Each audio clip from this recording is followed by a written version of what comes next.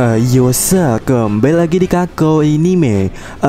Kali ini kita akan membahas hal yang menarik yang ada di One Piece Anime episode 969 tentang dua raja baru ataupun terlalu cepat dan gagalnya Roger mendapatkan One Piece itu sendiri. Tapi sebelum itu, mulai intronya.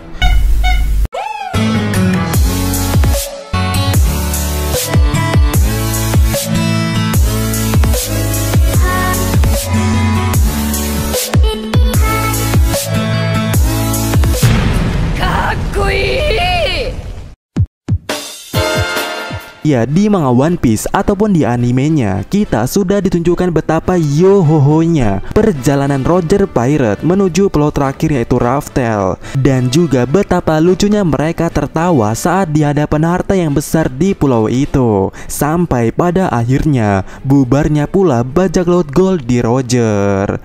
Nah, dari itu semua tentu masih ada banyak pertanyaan yang membekas di pikiran kita masing-masing, bukan? Mulai seperti apa One Piece itu, lalu di manakah lokasi Poneglyph terakhir saat ini, dan juga pertanyaan yang sebenarnya nggak penting, yaitu wartawan mana yang tahu Roger sampai di pulau terakhir dengan update-nya. Ini memang benar-benar kita pertanyakan, terutama Mimin. Tapi dari itu semua ada beberapa hal yang mengganggu pikiran Mimin di sini soal ketidakjelasan yang berganda dalam masalah ini, yaitu perkataan Rayleigh yang mengatakan terlalu cepat, kemudian Roger yang bilang ingin hidup di zaman Joy Boy, serta Oden yang tak sedikit pun membahas tentang apa itu One Piece. Nah, dari itu apakah sebenarnya One Piece masih misteri bahkan untuk seorang kru bajak laut? Mungkin.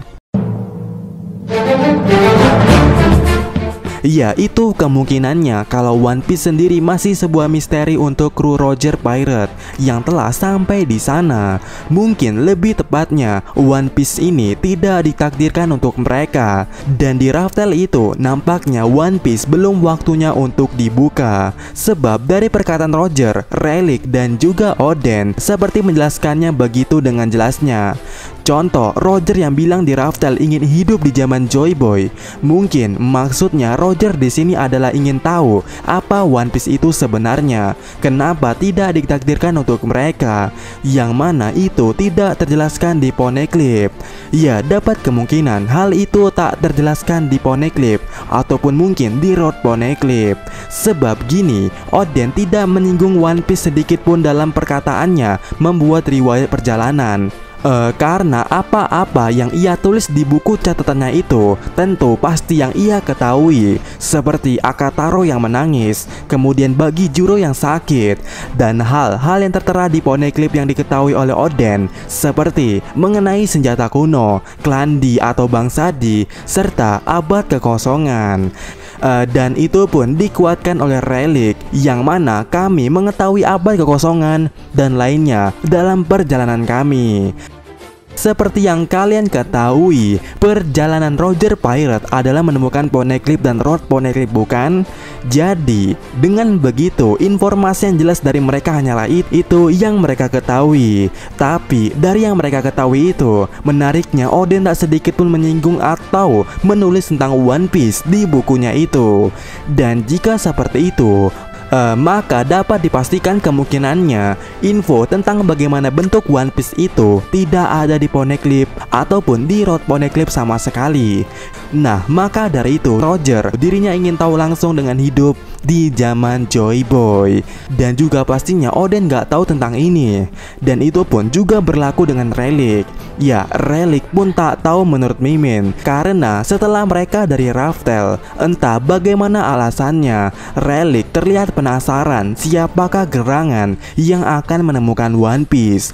Seharusnya jika Rayleigh ataupun kru Roger lainnya sudah menemukan One Piece, pertanyaan Rayleigh itu seharusnya tidak seperti itu, bukan? Melainkan seperti ini, siapakah yang akan menemukan One Piece lagi setelah kami?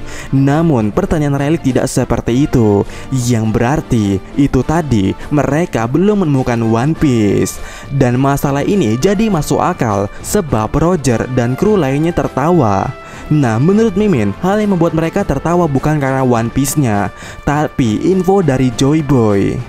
Ya, info dari Joy Boy ini nampaknya lah yang membuat mereka tertawa.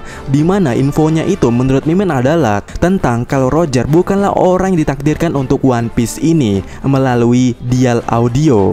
Dan itu pun masih sekedar dugaan saja. Tapi ini ada kemungkinannya, karena juga setelahnya Roger sempat bilang tentang dua suara monster atau Seeking adalah suatu kebenaran. Kalau akan ada orang yang lahir 10 tahun lagi, besar 15 tahun lagi, dan dia akan melampaui Roger. Nah, logikanya jika Roger membenarkan suatu informasi yang ambigu sebelumnya, pasti ada faktor pendorongnya, bukan? Dan info yang terjelaskan oleh monster atau Seeking ini adalah tentang waktu, maka dapat kemungkinan ada hal yang berhubungan dengan waktu setelahnya atau mungkin sebelumnya yang terjadi pada Roger. Dan kemungkinannya itu adalah hal yang membuat Roger tertawa karena info dari Joy Boy yang juga berhubungan dengan waktu, dimana Roger bukanlah orang yang ditakdirkan oleh Joy Boy untuk mendapatkan One Piece karena takdirnya mungkin 20 tahun kemudian. Nah, maka dari itu Relic berkata kami terlalu cepat, yang artinya mereka belum menemukan One Piece. Dan Roger pun membantahnya kalau sudah menemukan One Piece dari berita koran dengan bilang padahal mereka tak tahu apa-apa. Hahaha. Dan jika benar seperti itu, maka pertanyaannya, apa alasan One Piece tidak ditakdirkan untuk Roger? Apakah One Piece hanya ditakdirkan pada raja baru yang dimaksud oleh Seeking itu? Dan itu mungkin saja karena Roger pernah bilang orang ini akan lahir dan akan melampaui kita. Dan hal yang belum tercapaikan dari Roger adalah menemukan One Piece. Mungkin hal yang akan dilampaui oleh raja baru ini dari Roger adalah dengan menemukan One Piece. Dan orang itu kemungkinan besarnya adalah Monkey D. Luffy. Yang pada intinya Roger belum tahu apa itu One Piece sebenarnya. Kemudian berbicara soal raja baru, dikatakan para Seeking ketika dua raja baru bertemu, para paus akan gembira. Nah, jika Luffy yang dimaksud adalah raja baru yang lahir jauh di lautan sana, dan jika Pulau Shirahoshi adalah raja satunya lagi, nah kan mereka sudah bertemu tuh. Apakah paus-paus pada gembira atau senang? Apakah paus yang menghantarkan Mugiwara Ichimi ke New World itu lagi senang? Ya, mungkin saja. Tapi ini menarik jika kalian sadar entah Oda favoritkan ikan paus atau apa, atau emang ceritanya seperti itu. Setiap ikan paus muncul pasti tidak sekedar muncul saja, melainkan ada backstory lainnya, seperti Labun, paus yang mengantarkan sang raja baru, dan paus yang ada di Zunisa, yang kebetulan mereka semua cukup berkesan baik kepada Luffy. Maksudnya tidak antagonis lah kepada Luffy. Ya, apakah ini kebetulan? Ya, tentu tidak, karena seperti yang dikatakan oleh Seeking tadi itu, para paus akan menyambut seorang raja baru.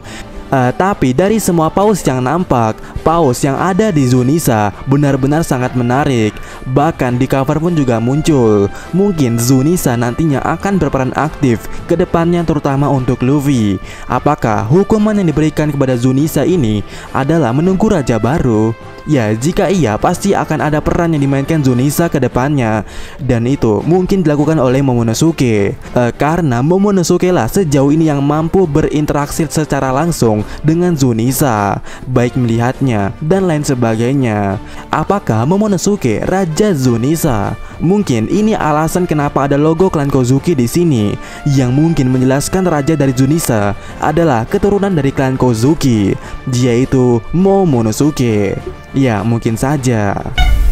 Kemudian berbicara soal raja, jika Shirahoshi adalah raja Seeking atau maksudnya Poseidon, Momonosuke raja Zunisa. Nah, pertanyaannya, Luffy ini raja apa? Raja dunia kah? Ya, apapun itu. Tapi sejauh ini Luffy berhasil menggerakkan hati musuhnya. Maksudnya kekuatan yang pernah disinggung oleh Mihawk sebelumnya, yaitu mengajak orang lain kepadanya, mengikutinya dan mengaguminya. Yang mana ini memanglah ciri khas seorang raja, bukan? Ya, bagaimana menurut kalian? Sampai ke pendapat kalian dan sampai ketemu lagi di video kita selanjutnya. Yosa.